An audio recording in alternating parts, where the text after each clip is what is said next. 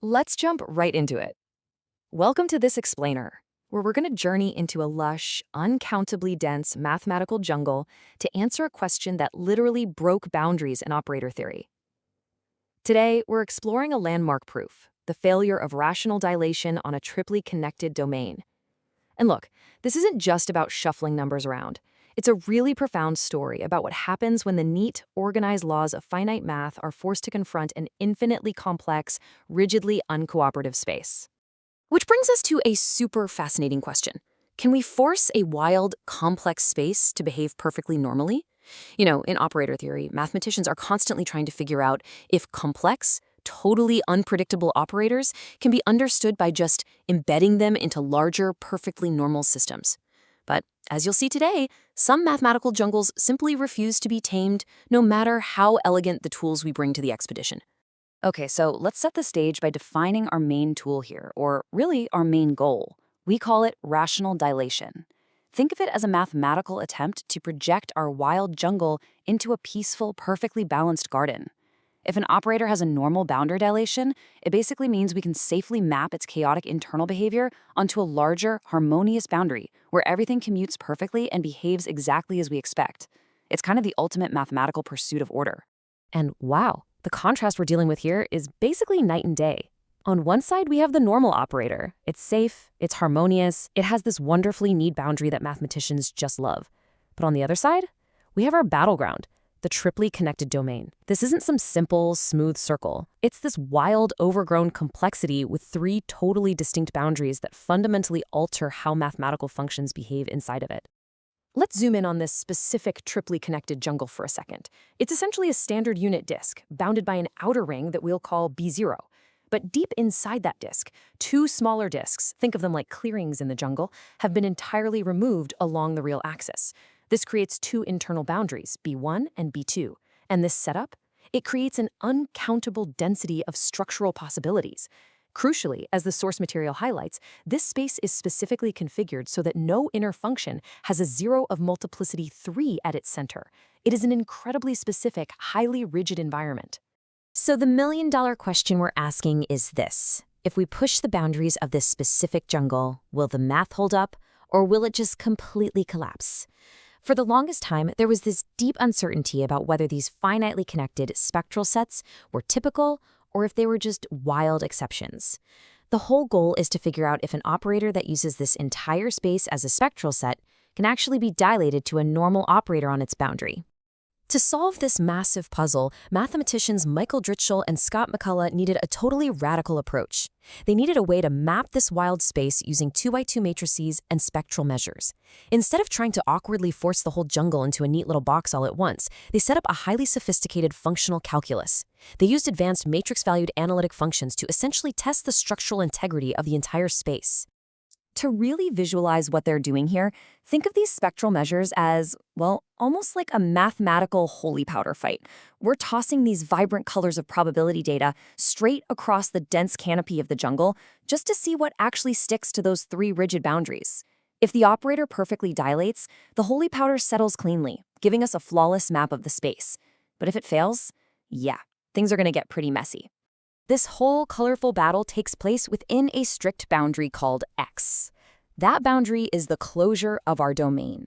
It's the full spectral set, the absolute battleground for our test.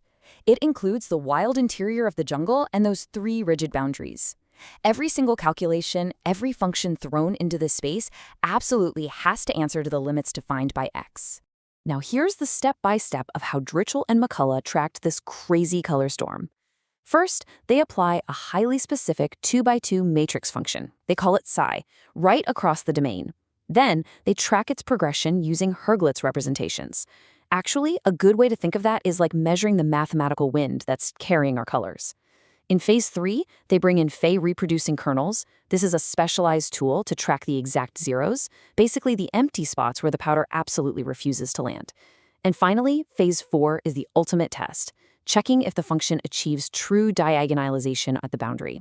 But there are very strict rules to this fight. For perfect rational dilation to even have a chance of working, the matrix function psi must be strictly unitary on those boundaries. It's also got to remain analytic across the lush interior. Plus, it has to possess what mathematicians call a standard zero set, meaning distinct, simple zeros with absolutely no three perfectly collinear vectors. If, and only if, all these conditions are met, and the mathematical colors land in perfect harmony, a value called rho sub psi will equal exactly 1. So why go through all this trouble? Well, it's all about the profound promise of topological goodness. The hope is that as this mathematical system expands, it hits an absolute structural harmony. Like the interdisciplinary sources note, this perfectly stable boundary acts almost like the invisible constitution of reality itself. It allows for these perfect limit approximations that purely finite, limited spaces simply could never, ever sustain. But guys, there is a massive, unavoidable tension here. Deep inside the jungle, our matrix functions exist in what we call fractional states. It's a messy, chaotic overlap of probabilities and colors. But the boundaries of the domain, they act as a strict constitutional filter. They do not accept maybe or partially. The boundaries demand strict, binary, whole judgments. So the interior wants to bend, but the boundary absolutely refuses to break. And that brings us to the ultimate transfinite judge, the Stone-Sich compactification. Honestly, think of this concept as the absolute, inescapable edge of mathematical reality. It acts as this macroscopic measure, an uncompromising filter that basically forces our spectral measure to either hit a perfect, undeniable limit on the boundary or just fail completely. It's literally the mathematical equivalent of an absolute cosmic judgment. Okay, let's dive into the climax of the proof, where the entire structure just completely falls apart. Dritschel and McCullough set a brilliant trap. In step 1, they assume psi actually does achieve perfect rational dilation, meaning rho sub psi equals 1. In step 2, their own theorem 5.13 proves that if this is true, psi absolutely must be diagonalizable at the boundaries. But then, step 3 delivers the fatal blow.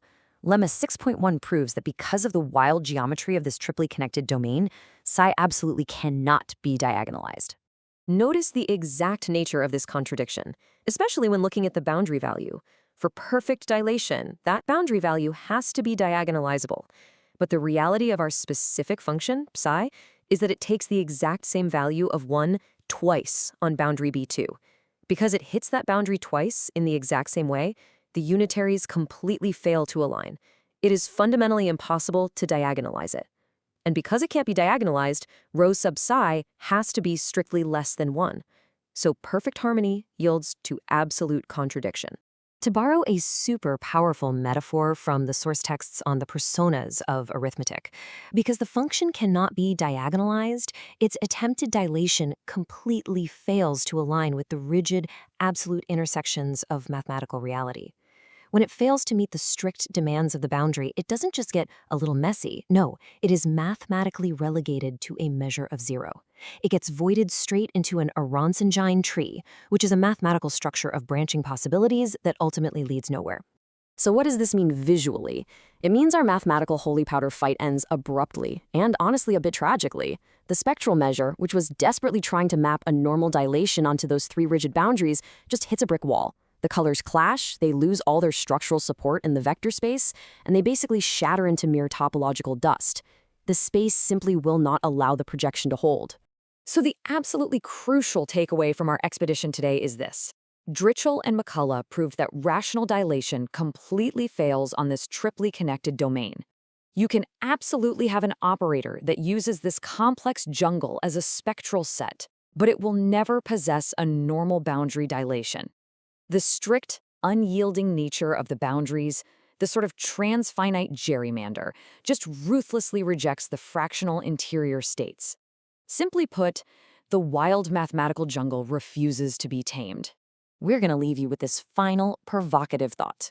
This proof showed us that right beneath the elegant pursuit of perfectly normal operators, there are these wild, uncooperative spaces that completely break the rules. If even the purest math has complex, triply connected jungles that absolutely cannot be tamed, what other pathological structures are out there hiding in the invisible constitution of our universe, just waiting to be discovered? Thanks so much for exploring this mathematical jungle with us.